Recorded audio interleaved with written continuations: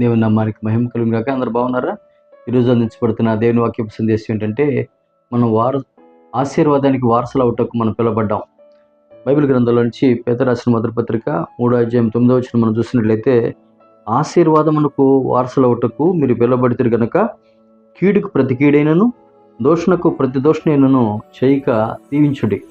ఇక్కడ దేవుడి చేత ఆశీర్వాదం పొందడానికి మనం పిలువబడ్డాం. దేవుడి చేత దీవెనలు భూలోకంలో అనుభవించడానికి మనం పిలువబడ్డాం. దేవుని అనంతమైన కనుదృష్టి చేత ఆయన రక్షణను మనం కలిగి ఆయన నామ మహిమ కోసం ఆయన జీవించడానికి మనం పిలువబడ్డాం. అందుకని భూలోకంలో చాలామంది ప్రేమించే వాళ్ళని ప్రేమిస్తారు, ద్వేషించే వాళ్ళని దూషించే వాళ్ళని ఎవరికి దగ్గర తీరు.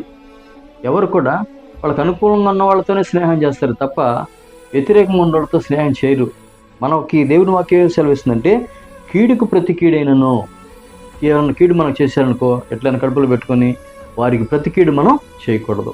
కీడు చేయకుండా ఏమైనా వాక్యం సెలవిస్తుంది, దూషణకు ప్రతి దూషణైనను చేయక దీవించుడి. కీడుకు ప్రతి కీడు చేయొద్దు, దూషణకు ప్రతిగా దోషం చేయొద్దు, దీవించాలి.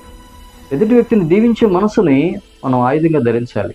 ఎదుటి వ్యక్తులు బాగుండాలనుకున్నప్పుడు మనం బాగుంటాం. ఎదుటి వ్యక్తులకి మంచిని కోరుకుంటే మనకు మంచి జరిగింది. వాక్యం మన జీవితంలో నెరవేర్చబడుతుంది.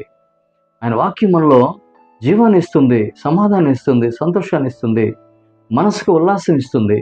ఆశీర్వాదంగా ఉండటకు మనం పిలువబడ్డాం. దేవుని చేత ఆశీర్వదింపబడటానికి మనం పిలువబడ్డాం.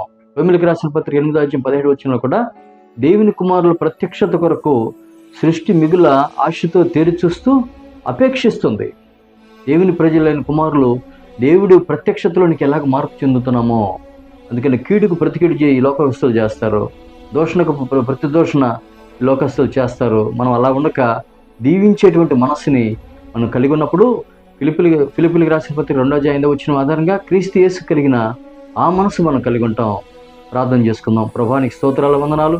మేము నాయనా కీడికి ప్రతికీడు చేయక, దోషణకు దోషం చేయక దీవించే మనసు మాకు దయచేయమని యేసు నామములో ప్రార్థన చేస్తున్నాం తండ్రి. ఆమేన్. God bless all.